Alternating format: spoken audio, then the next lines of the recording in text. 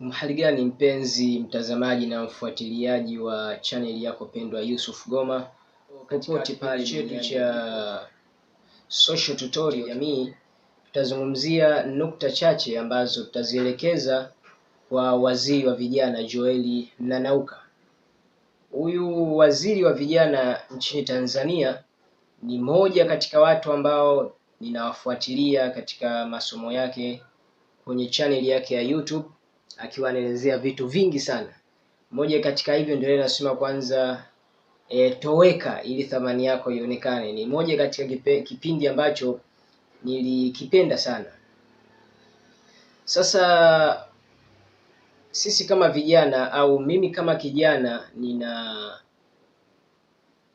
mambo kidogo ya kufikishia waziri wetu, kwa sababu umepewa dhamana, umeteuliwa, na hii nafasi haiji hivi hivi. Huenda kuna njia zako, lakini tunaamini sisi Mwenyezi Mungu ndiye ambaye ametaka yeye wewe usimikwe kuwa waziri wa vijana Tanzania nzima. Tanzania si ndogo, takriban mikoa 53, wilaya takriban 200. Sasa waziri wetu Joel Nanauka, kuna kitu kinaitwa unity, umoja ama mshikamano ama muambatano. Sasa miongoni mwa nukta ambazo tunataka tukufikishie ni katika suala la ajira, na katika suala la ajira tutazungumzia matutabezi kwenye zile short employment, zile ajira za muda mfupi, ajira za muda. Katika ajira za muda unakuta vijana tunaomba, lakini katika upatikanaji wake hapa kunatokea madaraja tofauti. Baadhi ya vijana tunaomba majina yetu yanaenda Dodoma, baada ya kukaguliwa yanarudishwa kwa ajili ya interview, maana yake usaili, na vijana unakuta wanaingia kwenye usaili, na baada ya kutoka, changamoto inayotokea unakuta mtu yule ambaye jina limeenda Dodoma na likarudi na usaili ameingia na ulienda vizuri kwa mtazamo wake, hapati nafasi ile. Anakuwa anapata mtu ambaye kwanza hakuomba nafasi, hakuomba kabisa, hakushughulika na kuomba. Lakini mbali hakuomba, achilia hapo, kwenye usaili hakuhudhuria, lakini kwenye kuitwa semina mtu yule yumo. Sisi tunaelewana vizuri. Hakuomba kazi ile ya muda mfupi, hakuenda kwenye usaili, na majina yanayoitwa kwenye mambo ya mafunzo yale semina yumo. Afu mtu huyu unakuta huku raia anajisifa, mi pale sio fresh na kaka yangu pale siyuko fulani, au mi nimezunguka hivi. Sasa hii ni katika changamoto ambayo inasababisha vijana wanakuwa na hasira. Ukiona vijana wanakuwa wanafanya mambo ambayo si mazuri, lakini inasababishwa na changamoto nyingi sana. Kwa hiyo hii ni nukta waziri wetu tunakufikishia uifanyie kazi, kwa sababu wewe una dhamana ya vijana Tanzania nzima. Hii ni nukta. Lakini kitu kingine pia tukikiangalia ni suala la vijana kusikilizwa. Vijana wamekuwa ni daraja la mwisho kabisa kusikilizwa maoni yao.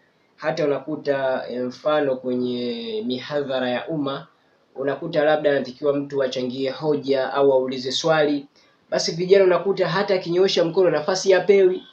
Wanapewa watu ambao age yao imeenda, unakuta labda ni mzee au ni mtu mzima, anazingatiwa ni mtu mzima, lakini kijana ananyimwa.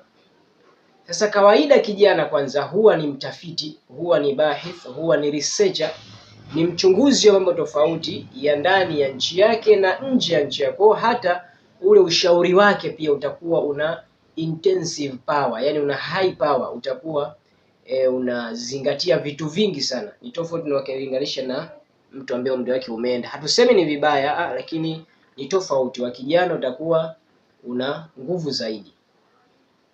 Kwa hiyo hii ni nukta, vijana huwa hawapewi ile fursa ya kutoa mawazo yao, maoni yao, na hata ikitokea basi fursa, watapewa watu ambao wazazi wao wana vyeo vya aina fulani, yaani wana nafasi za aina fulani kwenye idara aina fulani fulani, lakini yule ambaye ni mtu wa kawaida nafasi hiyo hatapata kabisa, hawezi akapata. Waziri yetu, hii ni nukta. Lakini swala lingine pia ni swala la vipaji. Unakuta vijana wengi wana vipaji vya ubunifu binafsi au kuvumbua vitu ambavyo vipo kiuhalisia, lakini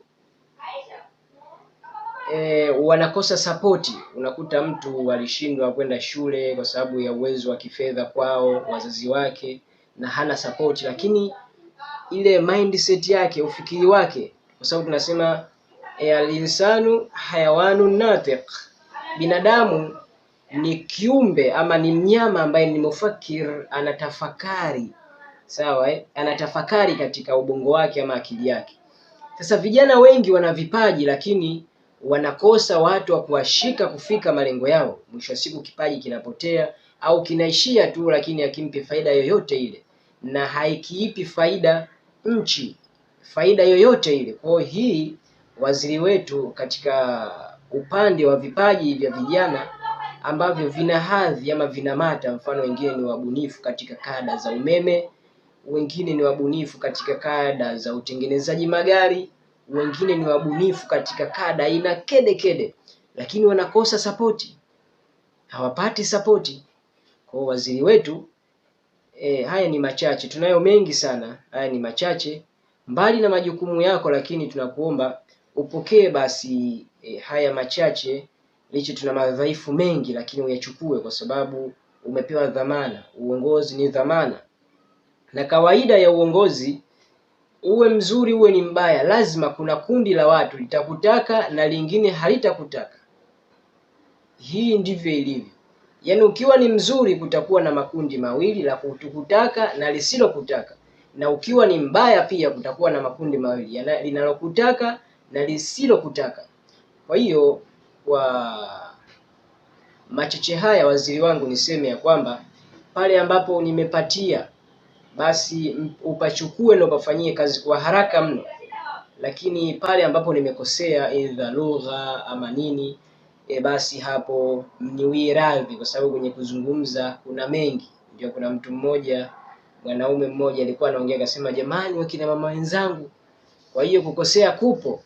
Kwa hiyo huu ni mchango wangu mdogo, waziri wangu. Ukiona vijana wengi wanakuwa na hasira, wanafanyiwa mambo mengi ambayo hayafai katika kada tofauti, na mtu hata akilaumu mamlaka husika hapati msaada wowote. Kwa hiyo waziri wetu, haya ni mambo ambayo tumekusudia kukufikishia.